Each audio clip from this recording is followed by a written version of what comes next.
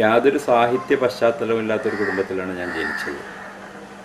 അത് സാഹിത്യം തന്നെ ഒരു നിഷിദ്ധം എന്ന് പറയാവുന്ന ഒരു പശ്ചാത്തലം. എന്നിട്ടും അക്ഷരങ്ങളുടെ ലോകത്തിലേക്ക് ഞാൻ വന്നത് തീർച്ചയായിട്ടും ദൃശ്യമാധ്യമത്തിലൂടെയായിരുന്നു. നാടകമായിരുന്നു എൻ്റെ ഏറ്റവും ഇഷ്ടപ്പെട്ട മാധ്യമം. അത് ബാല്യകാലത്തെ കഥയാണ് കേട്ടോ. ചെറുപ്പത്തിലെ, അതായത് 7ാം ക്ലാസ്സിലൊക്കെ പഠിക്കുമ്പോൾ ഞാൻ തനിയെ നാടകം എഴുതി അവതരിപ്പിക്കുമായിരുന്നു. സുഹൃത്തുക്കളൊക്കെ അതിൽ അഭിനയിക്കുമായിരുന്നു, ഞാനും അഭിനയിക്കുമായിരുന്നു. അങ്ങനെയായിരുന്നു തുടക്കം. പിന്നീട് കുറച്ച് കഴിഞ്ഞപ്പോൾ എൻ്റെ താല്പര്യം മുഴുവൻ ചിത്രരചനയിലേക്ക് മാറി. അങ്ങനെ ഈ കലാപീഠത്തിൽ ഞാൻ ചിത്രം വരയ്ക്കാൻ പോകുമായിരുന്നു, പെയിൻറ്റിങ് ഒക്കെ ചെയ്യുമായിരുന്നു. അവിടെ ഇതൊക്കെ ചെയ്തുകൊണ്ടിരിക്കുമ്പോഴാണ് ഞങ്ങൾ ഈ 8mm പ്രൊജക്ടർ വാടകയ്ക്ക് എടുത്തിട്ട് ഈ ക്ലാസിക് സിനിമകൾ പ്രദർശിപ്പിക്കുമായിരുന്നു. യഥാർത്ഥത്തിൽ അങ്ങനെ ആ ഒരു കാലഘട്ടത്തിലാണ് സിനിമയോട് എനിക്ക് അടങ്ങാനാവാത്തൊരു ആകർഷണം ഉണ്ടാകുന്നത്. അതിനു മുമ്പേ ഈ നമ്മുടെ എറണാകുളത്തുള്ള ശ്രീധറിലും ലിറ്റിൽ ഷണൈസിലും വരുന്ന ഹോളിവുഡ് സിനിമകളെല്ലാം കാണുമായിരുന്നു. അതായത് ഒരു 75 മുതൽ ഇങ്ങോട്ട് വന്നിട്ടുള്ള എല്ലാ പടങ്ങളും അക്ഷരാർത്ഥത്തിൽ കണ്ടിട്ടുണ്ട്. അപ്പോൾ ഈ സിനിമ എന്ന് പറഞ്ഞിട്ടുണ്ടെങ്കിൽ എനിക്കൊരു പാഷൻ തന്നെയായിരുന്നു. അതൊരു മണി മേക്കിങ്ങിനുള്ളൊരു ഉപാധിയോ അങ്ങനെ ഒന്നും ആയിരുന്നില്ല. സിനിമയിൽ എഴുതണം അല്ലെങ്കിൽ സിനിമ സംവിധാനം ചെയ്യണമെന്ന് അന്ന് എനിക്ക് തോന്നിയിട്ടില്ല. പിന്നീടാണ് അങ്ങനെ ഒരു ആഗ്രഹം ഉണ്ടായത് തന്നെ. പക്ഷെ അത്ര ഒരു പ്രബലമായ ഒരു ആഗ്രഹമൊന്നുമല്ല. സിനിമ എഴുതണം എന്നുള്ളൊരാഗ്രഹം അത് സിനിമയോടുള്ള പാഷൻ കൊണ്ടുണ്ടായതാണത്. അത് നാടകത്തിൽ നിന്ന് തുടങ്ങി സിനിമയിലേക്ക് എത്തിയത്. നാടകത്തോടുള്ള ഒരു താല്പര്യം വളരെ താൽക്കാലികമായ ഒരു ഭ്രമം മാത്രമായിരുന്നു. യഥാർത്ഥത്തിൽ സിനിമയാണ് എനിക്ക് ഏറ്റവും ഇഷ്ടപ്പെട്ട ഒരു മാധ്യമം.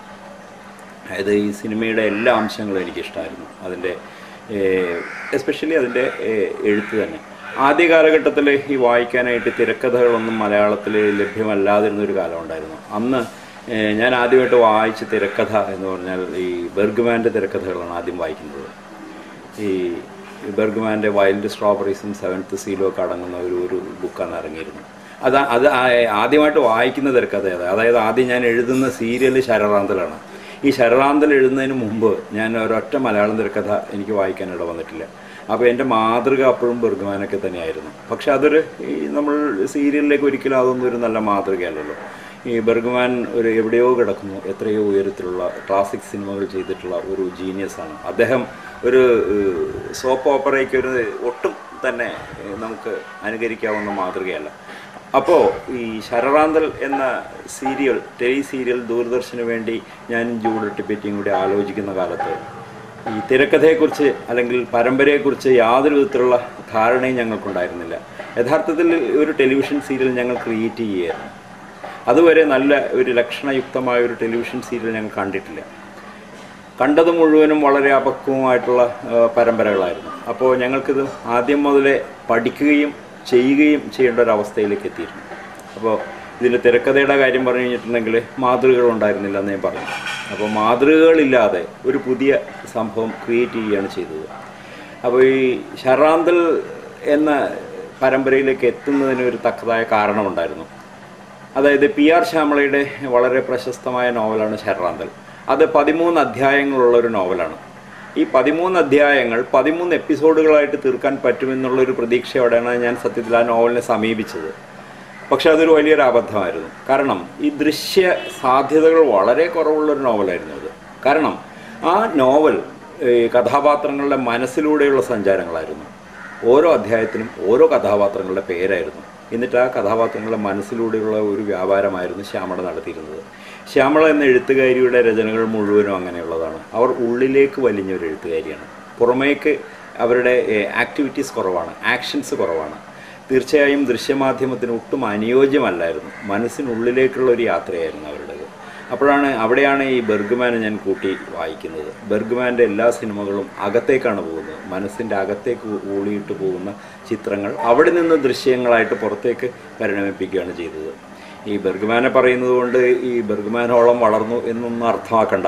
അത് നമ്മൾ കണ്ടു, അത്രയേ ഉള്ളൂ. ഒരു ജീനിയസിനെ അല്ലെങ്കിൽ ഒരു മാസ്റ്ററെ കണ്ടു പഠിച്ചു എന്ന് മാത്രമേ ഉള്ളൂ.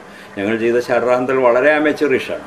ഇന്ന് കാണുമ്പോൾ അത് പലപ്പോഴും ചിരി വരും. അത്രയ്ക്ക് അമേച്ചറിഷാണ്. കാരണം ഞങ്ങൾക്കൊന്നും അറിയില്ല, എഴുതാനറിയില്ല, എങ്ങനെ ഒരു തിരക്കഥ എഴുതണമെന്നറിയില്ല, ഒരു സീൻ എങ്ങനെ തുടങ്ങണമെന്നറിയില്ല.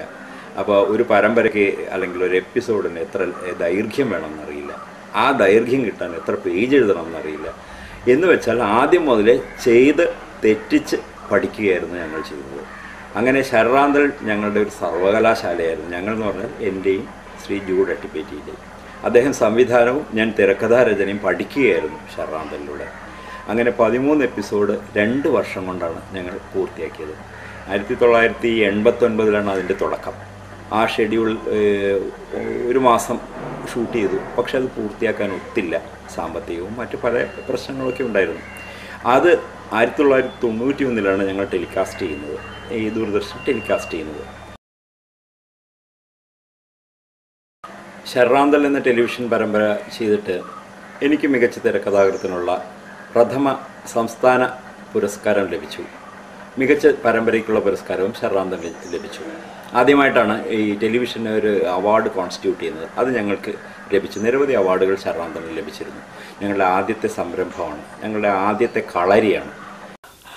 എന്തിനാണാ മോനെ എസ്റ്റേറ്റിന്റെ കണക്ക് ചോദിക്കുമ്പോ നീ അപ്പനെ ഇരുത്തി ഉറക്കാറുള്ള? അപ്പനെ എന്നെ ഒരു വിശ്വാസമില്ല. ഞാൻ എന്ത് തെറ്റ് ചെയ്തിട്ടാണ്? അപ്പന്റെ ഒരു എസ്റ്റേറ്റും ബംഗ്ലാവും എനിക്കൊന്നും വേണ്ട. അപ്പനെല്ലാം കൂടെ എടുത്തോ. എന്താണ് ചിരിക്കണത്? സന്തോഷം കൊണ്ട് എല്ലാം വിട്ടു തന്നേരും. ഞാനൊരാളെ വെച്ചോളാം. നിനക്ക് കഴിയാനുള്ള വകയുന്ന. എനിക്കിത് വേണം. മൂത്ത മോനാണെന്ന് പറഞ്ഞിട്ട് എന്താ കാര്യം? എന്റെ ഇളയത്തുങ്ങൾക്ക് അപ്പം വാരിക്കോരി കൊടുത്തില്ലേ? എന്നിട്ട് ഇപ്പൊ എന്ത് ഗുണമുണ്ടായി? ആരെങ്കിലും ഉണ്ട് അപ്പനെ ഇപ്പൊ തിരിഞ്ഞു നോക്കാൻ? എടാ, അവർക്ക് എന്ത് കൊടുത്തെന്നാണ് നീ പറയണത്? എങ്ങനെ കൂട്ടിയാൽ ലാഭം നിനക്ക് തന്നെയാണ്. അപ്പനെ എന്നെ കൊണ്ടൊന്നും പറയിപ്പിക്കരുത്. ലോറൻസിന് 38 മീൻ ബോട്ട് എണ്ണി അങ്ങാട് കൊടുത്തിട്ട് ഞാൻ വല്ല കണക്കും പറഞ്ഞ എന്റെ അപ്പനൊന്നും മിണ്ടാത്ത? അലക്സിന് ആശുപത്രി വയ്ക്കാൻ വേണ്ടി മുടക്കിയ ലക്ഷങ്ങൾക്ക് വല്ല കയ്യും കണക്കും ഉണ്ടാ? എന്നിട്ട് എനിക്കാണ് ഇപ്പൊ ലാഭമെന്ന്. കൊള്ളാം. കറുക പോലും മുളക്കാത്തൊരു മുട്ടക്കുന്നാണ്. എസ്റ്റേറ്റാണ് പോലും എസ്റ്റേറ്റ്. എന്നിട്ട് അതിന്റെ കണക്കും വേണോന്ന്. എന്തിനാ അപ്പൊ എങ്ങനെ കണ്ണീര് കുടിപ്പിക്കണത്? തങ്കച്ചാ, സിനിമ പിടിക്കാനാണെന്നും പറഞ്ഞ് എത്ര ലക്ഷം ആളാ കൊണ്ട് തുറച്ചിരിക്കുന്നത്. അതിന്റെങ്കിലും കണക്ക് നിന്റെ ഉണ്ടാ? അപ്പനിങ്ങനെ പുണ്യ കുത്തുന്ന വർത്താനം പറയല്ലേ. അതുകൊണ്ട് ലോറൻസിന്റെ അലക്സിന്റെയും കാര്യം നീ പറയണ്ട. ഇളയത്തുങ്ങളാണെങ്കിൽ അവത്തുക്കളെ കണക്കും കാര്യങ്ങളും ഉണ്ട്. നിന്റെ അതുപോലും ഇല്ല. നീ പറഞ്ഞ മൊട്ടക്കൊന്നില്ലേ, അവിടെ 6 കൊല്ലം മുമ്പ് ദിവസവും 3000 രൂപയുടെ ഡൗറി വിൽക്കുമായിരുന്നു. ഇപ്പഴാ അത് കൊള്ളാം. അപ്പൊ അപ്പനിപ്പോ പേപ്പറൊന്നും വായിക്കാറില്ലേ? അപ്പൊ റബ്ബറിനിപ്പോ ഒരു വിലയില്ല. ഞങ്ങൾക്ക് തോന്നിയത് എന്തുകൊണ്ട് കുറ്റാന്വേഷണം ഈ സിനിമയിൽ കാണുന്നത് പോലെ അല്ലാതെ ജീവിതഗന്ധിയായിട്ടുള്ള കുറ്റാന്വേഷണ കഥകൾ എന്തുകൊണ്ട് പറഞ്ഞുകൂടാ എന്ന് ഞങ്ങൾ ആലോചിച്ചു. അങ്ങനെ 13 കുറ്റാന്വേഷണ കഥകൾ പറയാനാണ് ഞങ്ങൾ തീരുമാനിച്ചത്. പക്ഷേ അപ്പോഴൊരു അപകടമുണ്ട്. അതായത് ഈ 13 കുറ്റാന്വേഷണ കഥകൾ പറയണമെങ്കിൽ ഈ കുറ്റാന്വേഷണ രംഗത്തെക്കുറിച്ച് അത്രയ്ക്ക് ഗാഢമായിട്ട് പഠിക്കണം. പിന്നെ അതിന് സമാനതകൾ വരാൻ വളരെ സാധ്യതകളുണ്ട്. അതായത് ഈ ക്രൈം എന്ന് പറയുമ്പോൾ സ്ഥിരമായിട്ടുള്ള ഒരു കൊലപാതകം അല്ലെങ്കിൽ ഒരു മോഷണം, ഇതൊക്കെയല്ലേ പറയാനുള്ളൂ. വ്യത്യസ്തമായ മേഖലകൾ വന്നില്ലെങ്കിൽ ആളുകൾക്ക് വിരസമാവും എന്ന് ഞങ്ങൾക്ക് തോന്നി.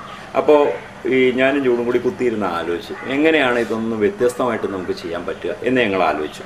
അങ്ങനെയാണ് ഈ വ്യത്യസ്തമായ മേഖലകളെക്കുറിച്ചാണ് ഞങ്ങൾ ചിന്തിച്ചത്. ഓരോ എപ്പിസോഡും ഓരോ ക്രൈം അത് അന്വേഷിക്കുന്നത് ഒരു മധ്യവയസ്കനായ ഒരു പോലീസ് ഉദ്യോഗസ്ഥൻ.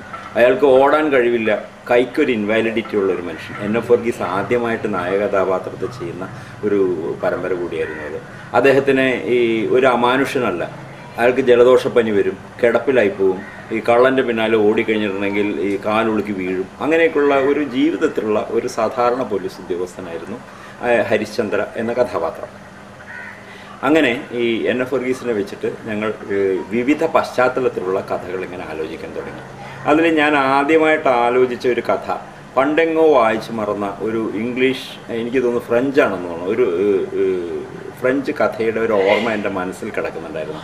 അത് വെച്ചിട്ടാണ് ആദ്യമായിട്ടൊരു കഥ ആലോചിച്ചത്. അതായത് ഒരു പള്ളി, ഈ പള്ളിയിൽ കുർബാന കൂടാൻ വരുന്ന ഒരു ഓൾട്ടർ ബോയ്, അവനൊരു വരുന്ന വഴി ഒരു ക്രൈം കാണുന്നു. ക്രൈം കണ്ടത്, ആ ക്രൈം ചെയ്തയാൾ ഇവനെയും കാണുന്നു. ഈ കുട്ടി ഓടി പള്ളിയിൽ ചെല്ലുന്നു. പള്ളിയിൽ ചെല്ലുമ്പോൾ അവിടെ കുർബാനയുടെ നേരമാണ്. അവൻ ഓടി കുർബാനയ്ക്ക് കൂടുന്നു. കുർബാന കഴിയുവോളം ഇവൻ സേഫാണ്. കുർബാന കഴിഞ്ഞു കഴിഞ്ഞാൽ ഈ ക്രിമിനലിൻ്റെ വായിലേക്ക് ഇവൻ ചെന്ന് എത്തിപ്പെടും. അതായിരുന്നു ആദ്യത്തെ കഥ. പിന്നീട് ഞങ്ങൾ ആലോചിച്ചത് ഒരു സംഗീതത്തിൻ്റെ പശ്ചാത്തലത്തിൽ ഒരു കഥ ആലോചിച്ചു. പിന്നെ ഈ കൊച്ചിയിലെ കുമ്പളങ്ങി എന്ന തുരുത്തിൽ ജീവിക്കുന്ന ഒരു ഭൂപ്രഭുവിൻ്റെ, അത് ജോസ് പ്രകാശാണ് അത് ആ കഥാപാത്രം ചെയ്തത്, ഒരു ഭൂപ്രഭുവിൻ്റെ, പിശുക്കനായ ഒരു ഭൂപ്രഭുവിൻ്റെ പശ്ചാത്തലത്തിൽ ഒരു കഥ ആലോചിച്ചു. അങ്ങനെ വിവിധങ്ങളായ പശ്ചാത്തലങ്ങൾ ഇതിൽ ആവിഷ്കരിക്കാൻ, അതായത് ജീവിതങ്ങൾ തന്നെ, വ്യത്യസ്തങ്ങളായ ജീവിത പരിസരങ്ങൾ തന്നെയാണ് ഇതിൽ കൊണ്ടുവന്നത്. കുറ്റാന്വേഷണം എന്നത് ഒരു പശ്ചാത്തലം മാത്രമായിട്ട് നിർത്തുകയും അതിൻ്റെ ജീവിതം മുന്നിലേക്ക് കൊണ്ടുവരികയാണ് ചെയ്തത്. അപ്പോൾ ഈ കുമ്പളങ്ങി പശ്ചാത്തലത്തിൽ ചെയ്ത കഥ ഈ ജോസ് പ്രകാശാണ് ചെയ്തത്. അത് മുഴുവൻ ഉപയോഗിച്ചിരിക്കുന്ന ഭാഷ കൊച്ചി സ്ലാങ്ങിലുള്ള ഭാഷയാണ് ഉപയോഗിച്ചിരിക്കുന്നത്. ആരെയും ഒന്നും അറിയിക്കരുതെന്നുണ്ടായിരുന്നു. അങ്ങനെയൊന്നും വാശി പിടിക്കരുത് മോളെ. മോക്കടെ ദുഃഖം അപ്പനറിയണ്ടേ? എല്ലാരും കൂടി എന്തിനാ വിഷമിക്കുന്നത്?